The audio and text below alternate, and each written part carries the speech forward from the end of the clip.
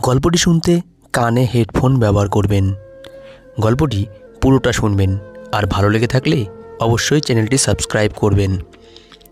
রাতে আমার শ্বশুরের ঘর থেকে চিৎকারের শব্দ আসতে থাকতো। আমার শাশুড়ি তো কবেই মারা গিয়েছিলেন। শ্বশুরের রহস্য জানার জন্য আমি তার ঘরে লুকিয়ে পড়লাম। এরপর শ্বশুর যা করলেন, ছি ছি। যখন আমি প্রথমবার হৃদয় কেঁপে ওঠা আওয়াজ শুনেছিলাম তখন আমি ভীষণভাবে ঘাবড়ে গিয়েছিলাম। আমি গভীর ঘুম থেকে হড়বড় করে উঠে বসে পড়েছিলাম আর চিৎকার করার আওয়াজ পুরো প্রাসাদ বাড়ির মধ্যে শুনতে পাওয়া যাচ্ছিল। তার চারিদিকে ছিল নিস্তব্ধতা। আমার ঘরে খুব অন্ধকার ছিল। আমি হাত বাড়িয়ে কোনো রকমে পাশের টেবিল ল্যাম্পটা জ্বালিয়ে দিলাম। আমি ঘড়ির দিকে তাকালাম। রাত 2টো বাজে তখন। সেই সময় কান্নার শব্দ শোনা যাচ্ছিল। আমি অবাক হয়েছিলাম যে আমার পাশে শুয়ে থাকা আমার স্বামী বিরাট তখনও গভীরভাবে ঘুমিয়েছিল। এত কোলাহলে সে ঘুমিয়েছিল কি করে? গতকালই তো আমি বিরাটের বধূ হয়ে এই বাড়িতে এসেছি। বিরাটকে আমি খুব ধুমধাম করে বিয়ে করেছি। আমি খুব ধনী পরিবারের পুত্রবধূ হয়েছিলাম। আমি নিজেও ধনী পরিবার থেকেই এসেছিলাম। আমার শ্বশুর খুব যত্নশীল মানুষ ছিলেন। আমি তার আচরণ খুব ভালো করেই জানতাম। বিরাটের সঙ্গে আমার প্রেম করে বিয়ে হয়েছিল। একটা বিয়েতে আমরা একে অপরকে পছন্দ করেছিলাম এবং সেখান থেকেই ফোনে কথা বলা শুরু হয়। আমরা দুজনেই ধনী পরিবারের ছিলাম, তাই এই সম্পর্ক নিয়ে কেউ আপত্তি করেনি। এটা ছিল আমার বিয়ের প্রথম রাত। আর সেই রাতেই আমি এই আওয়াজ শুনেছিলাম। একটা মেয়ের চিৎকার শোনা গেল, যেন সে কাউকে সাহায্যের জন্য ডাকছে। প্রথমে তো আমি ভাবলাম, ঘর থেকে বের হয়ে দেখি যে ওটা কার কণ্ঠস্বর। এই সময় এত জোরে কে চিৎকার করছে? কিন্তু আমি ছিলাম একদিনের নতুন বউ, তাই এভাবে দুম করে ঘর থেকে বের হওয়াটা কি ঠিক হবে? আধ ঘন্টা ধরে সেই কণ্ঠ প্রতিধ্বনিত হতে থাকে আর তারপর সব শান্ত হয়ে গেল। বিরাটের ঘুম দেখে আমি তো পুরো অবাক হয়ে গেলাম। এত কোলাহলে সে কিভাবে ঘুমোতে পারল? কিন্তু কিছুক্ষণ পর আওয়াজ আসা এমনভাবে বন্ধ হয়ে গেল যেন কোনো দিন কোনো শব্দই হয়নি। আমি আবার শুয়ে পড়লাম আর ততক্ষণে ঘুম আমার চোখের থেকে অনেক দূরে চলে গিয়েছিল। আমার মন সেই চিৎকার করা মেয়েটির দিকে বারবার চলে যাচ্ছিল। সে কে ছিল? আর সে এভাবে কাঁদছিল কেন? আর তার কণ্ঠে সবাই চুপ কেন? নইলে এতক্ষণে তো হাঙ্গামা শুরু হয়ে যাওয়ার কথা। তারপর আমার একটু ভয় লাগতে লাগলো, কারণ যেখানে এই প্রাসাদটি তৈরি হয়েছিল সেখানে চারপাশে শুধু বন ছিল। গ্রাম তো ছিল 3-4 মাইল দূরে। শহরে থাকতে হবে বলে কয়েকদিনের জন্য আমি গ্রামে এসেছিলাম। বিয়ের আগে এটাই ঠিক হয়েছিল। আর শহরেও ওদের বাংলোটা খুব সুন্দর ছিল। আর প্রাসাদ তো এত বড় ছিল যে কি জানি এখানে কতগুলো ঘর তৈরি করা হয়েছিল। এখানকার বাগানটি অনেক বড় করে তৈরি হয়েছিল। এই বাড়িতে ঢোকার সাথে সাথেই আমার মনে হতে লাগলো যে এটা কোনো একটা বড় প্রাসাদ। আমি শুধু একটু তাকিয়ে দেখছিলাম, কিন্তু এখানকার ঐশ্বর্য দেখে আমার চোখ মুগ্ধ হয়ে গেল। আমার ঘর ফুল এবং মোমবাতি দিয়ে সজ্জিত ছিল। আমি নিজেকে নিয়ে যত বেশি গর্বিত ছিলাম ততই যেন কম ছিল।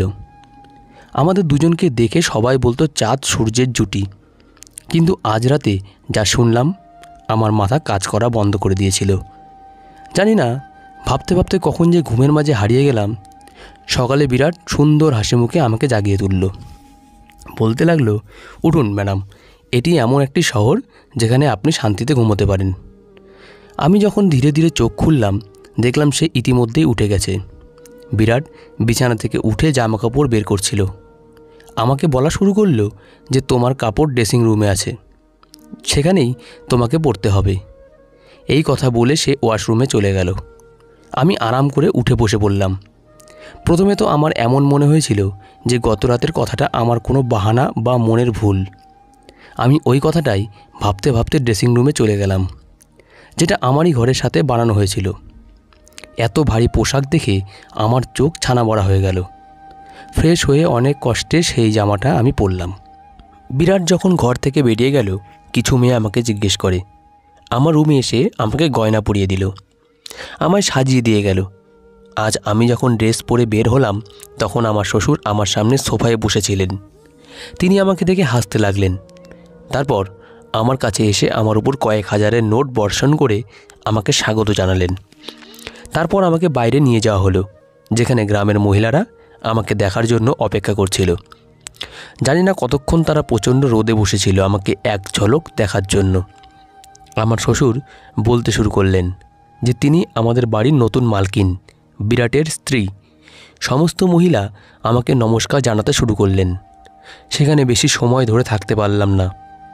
প্রখর সূর্যের তাপ আমার অবস্থা আরও খারাপ করে দিল। তাড়াতাড়ি আমি আমার ঘরের ভিতরে ঢুকে পড়লাম আর এসি অন করে বসে পড়লাম। দিনভর একটানা মানুষ আসা যাওয়া করতে থাকলো। বিরাটের সাথে আমার দেখা হয়েছিল শুধু গত রাতেই, নইলে সারাদিন সে বিভিন্ন পুরুষদের সঙ্গেই ছিল। গ্রামের আরও কিছু আচার অনুষ্ঠান আছে। এখানে স্বামী স্ত্রী একে অপরের সাথে কম সময় কাটায় এবং অন্যদের সাথে বেশি সময় কাটায়। আমার ক্ষেত্রেও তাই হয়েছে। রাতে আমি ক্লান্ত হয়ে পড়েছিলাম, সেই জন্য আমি শুয়ে পড়ার সাথে সাথেই ঘুমিয়ে পড়লাম। আর বিরাট আমাকে বলতে লাগলো যে গ্রামের পরিবেশ দেখে তো তুমি বিরক্ত হয়ে গেছো। সে আমার দিকে আদর করে তাকালো। তারপর আমি চোখ খুলে একটু হেসে দিলাম। আমি বললাম, বিরাট, এবার তাড়াতাড়ি শহরে ফিরে যাওয়ার কথা ভাবো। আমি এমন পরিবেশে অভ্যস্ত নই। আমার কথায় কেন জানি না বিরাটের হাসি মিলিয়ে গেল। তারপর বিছানায় হেলান দিয়ে সে বসল, বলা শুরু করলো, এখন তো সেটা সম্ভব না, কিন্তু আমি চেষ্টা করব। আমি ঘুমিয়ে থাকলেও চোখ মেলে তার দিকে তাকাতে লাগলাম। বিরাট, আমি 2 দিনের বেশি গ্রামে থাকতে পারবো না। তুমি এটা খুব ভালো করেই জানো। এখানকার পোশাকে, এখানকার জীবনযাত্রায় আমি দমবন্ধ অনুভব করি। অদ্ভুত এক শ্বাসরুদ্ধকর পরিবেশ এখানে। আমি থাকতে পারবো না। আমার কথা শুনে সে গভীর চিন্তায় পড়ে গেল। তখন সে একটা সিগারেট বের করলো, লাইটার দিয়ে জ্বালিয়ে ধূমপান করতে লাগলো। আমার ঘুম পেয়েছিল, তাই আমি তাড়াতাড়ি ঘুমিয়ে পড়েছিলাম। রাতে আবার একই শব্দে আমার চোখ খুলে গেল। সেই একটি মেয়ের চিৎকার। নিজেকে বাঁচানোর জন্য সাহায্য চাইছিল সে। আমি সঙ্গে সঙ্গে উঠলাম এবং বিরাটকেও জাগিয়ে দিলাম। ঘুমের মধ্যে ও আমাকে দেখতে লাগলো। আমি বললাম, বিরাট, কেউ চিৎকার করছে। আমার কথায় সে লুকিয়ে চোখ ফেরালো। বলতে লাগলো, কীরকম কণ্ঠ? আমি তো এখানে কোনো শব্দ শুনতে পাচ্ছি না। ওর এই কথা শুনে আমি তো অবাক হয়ে গেলাম। এটা কিভাবে সম্ভব হলো? আমি তো মেয়েটির কান্নার শব্দ দিব্যি শুনতে পেলাম, কিন্তু বিরাট তা শুনতে পাচ্ছে না। আমি অবাক হয়ে বিরাটের দিকে তাকালাম। আমি বললাম, তুমি একটা মেয়ের গলা শুনতে পাচ্ছ না? সে বলতে লাগলো, না, আমি তো কোনো শব্দ শুনতে পাচ্ছি না। আমি ঘুমাচ্ছি, আমাকে আর বিরক্ত করবে না। এই বলে সে আবার ঘুমিয়ে পড়ল। আর ভয়ে আমার অবস্থা খারাপ হয়ে গিয়েছিল। এই কণ্ঠস্বর কি শুধু আমি শুনছিলাম? মানে তাহলে কি ওটা কোনো ভূত? ভাবতে ভাবতে আমি ভয়ে কাঁপতে লাগলাম। ভয়ে আমি বিরাটকে জড়িয়ে ধরে শুয়ে পড়লাম। আমার হৃৎপিণ্ড জোরে জোরে স্পন্দিত হচ্ছিল। এখন এই প্রাসাদে একদিনও আমার থাকতে ইচ্ছা করছিল না। আমি তো ভূতকে খুব ভয় করতাম। পরদিন সকালে আমি বিরাটের সঙ্গে শহরে যাওয়ার কথা বলতে শুরু করি। আমি বললাম, আমি শহরে ফিরে যেতে চাই। আমার ভয় লাগছে এখানে। আমি এখানে 2 দিন ধরেই চিৎকারের শব্দ শুনতে পাচ্ছি, যেন সাহায্যের জন্য কোনো মেয়ে ডাকছে। আমি এখানে থাকতে পারবো না। ভয়ে মনে হচ্ছিল এখনই আমি কেঁদে ফেলব। বিরাট আমার মুখ মনোযোগ দিয়ে দেখছিল। সে থেকে থেকেই নিজের নজর লুকাচ্ছিল আমার থেকে। সে আমাকে বলা শুরু করলো, বছরের পর বছর ধরে প্রাসাদটি এভাবেই ভুতুড়ে হয়ে রয়েছে। কেউ কেউ এমন শব্দ শুনতে পায়, যেমন তুমি শুনতে পাচ্ছ, কিন্তু সেই ভুতুড়ে শব্দ বা ছায়াগুলো কখনো আমাদের ক্ষতি করেনি। নইলে আমার বৌদিরা কি এখানে থাকতে পারত? বিরাটের কোনো কথাতেই আমি শান্তি পাচ্ছিলাম না। আর আমি শুধু শহরে যাওয়ার অপেক্ষায় ছিলাম। সকালে জলখাবার খাওয়ার সময় আমার শ্বশুর বিরাটকে জিজ্ঞেস করলেন, তুমি কখন শহরে যাচ্ছ? এ কথা শুনে বিরাটের চায়ের কাপ হাতেই থেকে গেল। কিন্তু আমি মনে মনে খুশি হলাম যে কেউ আমাদের গ্রাম থেকে শহরে পাঠানোর কথা ভেবেছে। বিরাট বলল, বাবা, যা তোমার হুকুম। বিরাট কষ্ট করে এ কথা বলেছিল। বাবাকে সে খুব ভয় পেত। শ্বশুর বলতে লাগলেন, আজ সন্ধ্যার মধ্যে শহরে যাবার প্রস্তুতি নাও। সেখানে গিয়ে তুমি সেখানকার কাজ দেখো। আমি তো তখন পুরা আনন্দে আটখানা। তখন আমি তাড়াতাড়ি চা শেষ করলাম আর চেয়ারটা পিছনে ঠেলে উঠে দাঁড়িয়ে পড়লাম। শ্বশুর আমাকে তখন বলতে লাগলেন, বৌমা, তুমি আজ ঠিক মতো নাস্তা করোনি কেন?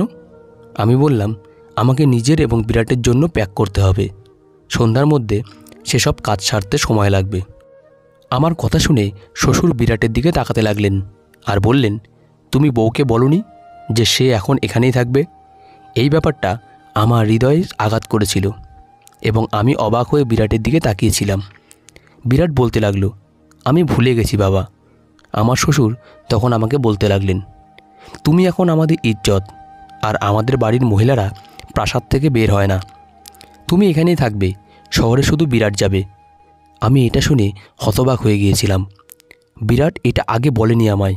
সে আমাকে এটাই বলেছিল যে আমাকে কিছুদিন মাত্র গ্রামে থাকতে হবে, তারপর সে আমাকে তার সাথে শহরে নিয়ে যাবে।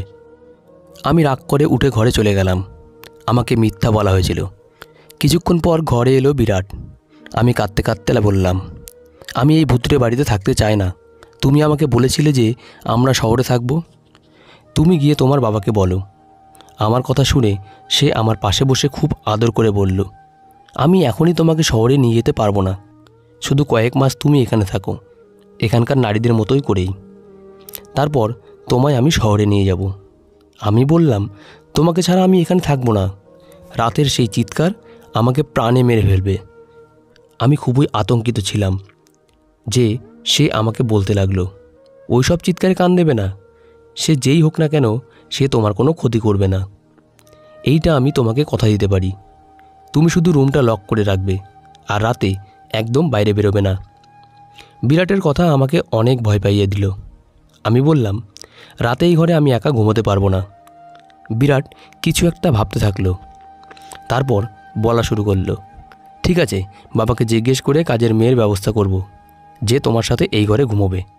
কিন্তু তুমি শুধু এই চেষ্টা করো বাবা তোমার বিরুদ্ধে কোনো অভিযোগ যেন না করে। আমি তার এই কথায় মাথা নাড়লাম। বিরাট সন্ধ্যায় শহরের উদ্দেশ্যে রওনা হয়েছিল, আর আমি এখানে একাই রয়ে গেলাম। রাতে আমার ঘরে একজন কাজের মেয়ে আমার সাথে ঘুমোতে শুরু করে। সে তার বিছানা মাটিতে বিছিয়ে শুয়ে পড়ত। রাতে যখনই চিৎকারের আওয়াজ আসতো, আমার চোখ খুলে যেত। চিৎকারের আওয়াজ যখন আসতো, আমি বুঝতে পেরেছিলাম যে সেই দাসীও এই আওয়াজ শুনতে পায়, কারণ আওয়াজ আসতেই ওই মেয়েটির ঘুম ভেঙে যেত আর সে এপাশ ওপাশ করতে থাকতো। অনেকবার আমি দাসীকে চিৎকারের বিষয়ে জিজ্ঞাসা করেছি। তাকে সে ব্যাপারে জিজ্ঞাসা করলেই তার মুখ ফ্যাকাশে হয়ে যেত আর সে ভয় পেয়ে যেত। তারপর মাথা নাড়তে নাড়তে সে বলতে লাগলো, এমন আওয়াজ আমি কখনো শুনিনি। আমি তার ভয় থেকে অনুমান করেছিলাম যে এই গল্পটা ঠিক অন্য কিছু। তাই আমি তাকে বলেছিলাম যে আমি জানি তুমিও সেই কণ্ঠস্বর শুনতে পাচ্ছ। আমার কথা শুনে সে আমার সামনে হাত জোর করে বলতে লাগলো, হাভেলিতে কাউকে এই কথা বলবেন না, নইলে খুব খারাপ হবে। ওই দাসীর কথা শুনে আমি জানতে চাইলাম, অন্তত তোমার জানা উচিত এই পুরো ব্যাপারটি কী। রাতে ওই সব চিৎকার শুনে সিদ্ধান্ত নিলাম সত্যিটা ঠিক কী তা এবার আমি খুঁজে বের করব, কারণ কোথাও আমি নিশ্চিত ছিলাম যে এটা ভূতের ব্যাপার নয়। রাতে চিৎকারের আওয়াজ শুনে আমি উঠে দাঁড়ালাম এবং পা টিপে টিপে গিয়ে আস্তে আস্তে আমার ঘরের দরজা খুললাম। আমি উপরের তলা থেকে সেই কণ্ঠস্বর শুনতে পাচ্ছিলাম। আমি আস্তে আস্তে উপরে উঠলাম। এখন আমি সেই কণ্ঠস্বর আরও কাছ থেকে শুনতে পাচ্ছিলাম। সেই কণ্ঠর অনুসরণ করে এগিয়ে গেলে সামনের ঘরটা দেখে আমি তো চমকে উঠলাম, কারণ ওটা তো ছিল আমার শ্বশুরের ঘর, যেখান থেকে মেয়েটির চিৎকারের শব্দ ভেসে আসছিল। তখন তো আমার মুখের রং উড়ে গেল। আমি নিচে ফিরে এলাম এবং আমার স্পন্দিত হৃৎপিণ্ডকে নিয়ন্ত্রণ করার জন্য আমার রুমে ঢুকে গেলাম। বিক্রম অর্থাৎ আমার শ্বশুরের ঘর থেকে সেই কণ্ঠস্বর শুনে আমি ভাবতেও পারিনি যে সে এমন হতে পারে। তার স্ত্রীও বেঁচে ছিলেন না, আবার বিয়েও করেননি তিনি। দুনিয়ার সামনে তো তিনি এত বড় ছিলেন, তাহলে ওই শব্দ? আমি নিজের সাথে কথা বলতে লাগলাম। তার প্রতি আমার অনেক শ্রদ্ধা ছিল। আমি তাকে এভাবে ভাবতেও পারিনি। আমার চোখ দিয়ে জল পড়তে লাগলো। বিছানায় বসে আমি কাঁদতে লাগলাম। আমার শ্বশুর কি তাহলে মহিলাদের সাথে? না না, এটা কিভাবে সম্ভব? গ্রামবাসী তাকে অনেক সম্মান করে। তাহলে এটা কি ছিল? এই যে রূপটা আজ নিজের চোখে আমি দেখলাম, সারা রাত আমি জেগেই কাটিয়ে দিলাম, কারণ আমি তাদের সম্পর্কে এমন ভাবতেও পারিনি। সকালের নাস্তায় উনি সেভাবেই বসলেন আমার চোখ দেখে চা খেতে খেতে বললেন, বিরাট আমার পুত্রবধূর সঙ্গে ফোনে কথা বলেনি, তাই আমার বৌমা কাঁদতে কাঁদতে চোখ ফুলিয়ে ফেলেছে। আমি তার কথার কোনো উত্তর দিলাম না। তিনি সে কথা বলতে বলতে নিজেই হাসতে লাগলেন। তারপর বললেন, বিরাট সেখানে খুব ব্যস্ত, তাই হয়তো সে ফোন করতে পারেনি। আমি তার কথায় কোনো উত্তর দিলাম না। আজ তো তার মুখটাও দেখতে ইচ্ছা করছিল না আমার। কীরকম দৈত্য মুখের মানুষ সে। উনি দিনে একজন ভালো এবং সহৃদয় মানুষ সেজে থাকতেন, এবং রাতে শুধু এটা চিন্তা করেই আমার শরীর কাঁপতে শুরু করে। আমি ভেবেছিলাম যে এবার আমি তার পর্দা ফাঁস করেই ছাড়ব, কিন্তু আমি জানতাম না যে আমি নিজের জন্য কতটা সমস্যা তৈরি করতে চলেছি। রাতে আবার যখন দ্বিতীয়বার একই আওয়াজ শুনতে পেলাম, আমি তখন আবার ঠিক করলাম, ওই ঘরের সামনে চলে গেলাম আর ঘরের দরজার গর্ত দিয়ে দেখতে লাগলাম। সে একটি 18 বছর বয়সী মেয়ে ছিল। দেখে গ্রামের মেয়ে মনে হচ্ছিল। তার চোখে মুখে তার যন্ত্রণা স্পষ্ট দেখা যাচ্ছিল। হাত জোর করে সে তার সম্মান ভিক্ষা করছিল, চিৎকার করছিল সে।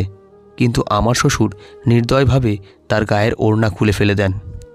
এর বেশি দেখতে পারছিলাম না। আমি পিছন ফিরে চলে আসলাম। যাই হোক, কোনো রকমে আমি সেই রাত কাটিয়েছি। সকালে বিরাটকে ফোন করলাম। আমি বললাম, তুমি আমাকে এত বড় মিথ্যা কথা বললে।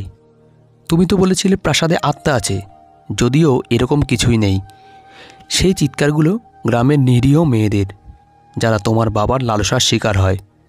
আমার মুখে যা আসছিল বিরাটকে সব খুলে বললাম। আমার কথা শুনে রেগে গিয়ে সে বলতে লাগলো, মুখ বন্ধ রাখো, যেমন প্রাসাদের সব লোকেরা মুখ বন্ধ রাখে। অন্যথায় বিক্রমের ক্ষমতা সম্পর্কে তোমার ধারণা নেই। সে তোমাকে প্রাণে মেরে ফেলবে। বিরাটের কথা শুনে যতই অবাক হলাম ততই কম। তার মানে সে তার বাবার সম্পর্কে সব জানত। ফোনটা আমি বন্ধ করে দিলাম। অশুভ ঘটতে দেখে সে চুপ করে থাকলো কি করে? আমি শুধু একটা প্রমাণ চেয়েছিলাম, কারণ এখানে এমন কেউ ছিল না যে বিক্রমের বিরুদ্ধে একটি শব্দ উচ্চারণ করবে। তাই আমি রাত নামার আগে অসুস্থতার অজুহাত তৈরি করলাম এবং নিজেকে আমার ঘরে বন্দি করে রাখলাম। আমি জানতাম কখন বিক্রম উপরে যায়, তাই আমি আমার পিছনে জানলা দিয়ে বেরিয়ে এলাম এবং পাইপলাইন ধরে উপরে উঠে গেলাম। সেই সময় বিক্রমের ঘরের বাইরের জানালা খোলা ছিল। আমি সেই জানালা দিয়ে সেই ঘরে পৌঁছালাম এবং সেই ঘরটি কোনো নতুন বরের সজ্জিত ঘরের মতোই সাজানো ছিল। আমি সেই জানালার কাছে একটি কোণে লুকিয়ে রইলাম। রাত দ্রুতই বিক্রম ওই ঘরে এসে সামনের সোফায় বসলেন। কিছুক্ষণ পর তার চাকর একটি মদের বোতল এনে তার সামনে টেবিলে রাখল। মোবাইলের ক্যামেরা আমি অন করলাম। কিছুক্ষণ পর সেই ঘরে একটা 17 বছরের নিষ্পাপ মেয়ে এলো। সে কাঁদছিল।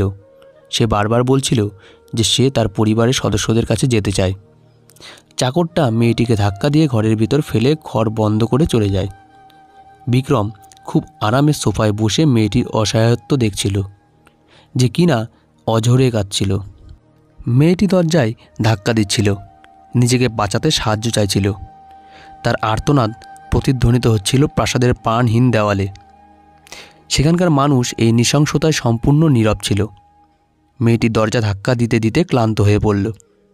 বিক্রমের কাছে এসে হাত জোর করে বলতে লাগলো, আমাকে ছেড়ে দিন, আমাকে ছেড়ে দিন বিক্রম সাহেব, আমাকে যেতে দাও। আমি তোমার মেয়ের বয়সী, আমার প্রতি করুণা করো।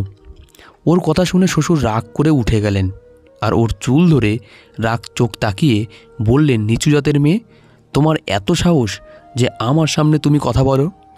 আমি এবার তোকে বলি, আমার সামনে যারা কথা বলে তাদের আমি কি অবস্থা করি। এই বলে সে মেয়েটিকে প্রচণ্ড জোরে মাটিতে ফেলে দিল।